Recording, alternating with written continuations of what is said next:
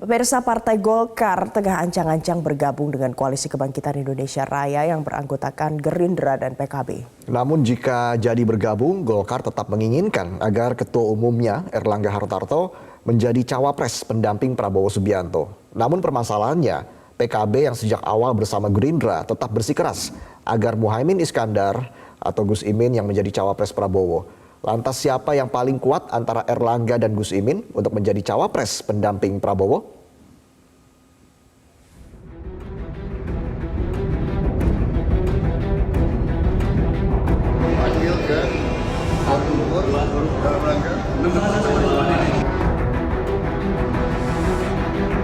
Partai Golkar kini tengah mendorong pembentukan poros baru, yakni koalisi permanen, dengan meleburkan Koalisi Kebangkitan Indonesia Raya (KKIR) dengan Koalisi Indonesia Bersatu.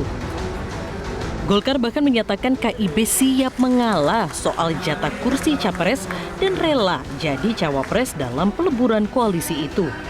Supaya koalisi besar ini jalan, kan harus ada yang mau mengalah. Nah, KIB mau mengalah. Mengalahnya apa? Supaya terbentuk koalisi besar, oke, kita bentuk, tapi wakil presidennya dari KIB.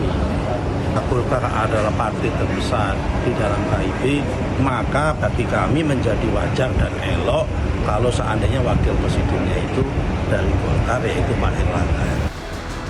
Namun permasalahannya, PKB yang sejak awal membangun komunikasi dengan Gerindra masih bersikeras agar Muhaimin Iskandar atau Gus Imin lah yang jadi cawapres Prabowo.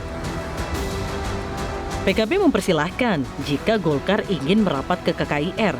Namun Golkar diminta harus menghormati keputusan KKIR jika Prabowo diusung sebagai capres dan Gus Imin sebagai cawapres.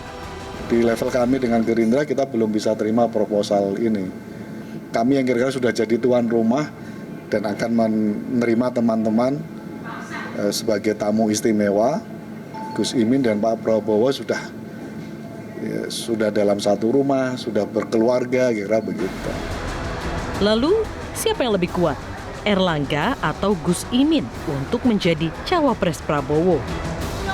Terkait usulan Golkar yang ingin menjadikan Erlangga sebagai cawapres, Waketum Gerindra Habibur Rahman menegaskan masalah tersebut bakal dibahas setelah koalisi terbentuk.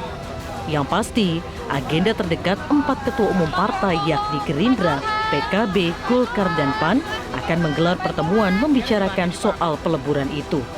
Di bahasa gaul anak-anak sudah serius lah ini, ya, taarufnya tuh udah serius gitu ya. Bukan sekedar say hello, WA-WAan, bukan sekedar itu ya. Sudah ada komunikasi intensif antara para petinggi-petinggi kami. Itu nantilah ya, yang sekarang kelihatan rumit nantinya nggak rumit lagi ya.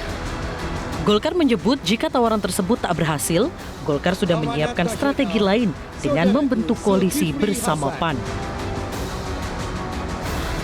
Wacana koalisi permanen muncul pertama kali saat pertemuan menteri-menteri di Kuala Lumpur, Malaysia. Menteri Investasi Bahlil Lahadalia sempat berceletuk tentang koalisi permanen kepada Prabowo.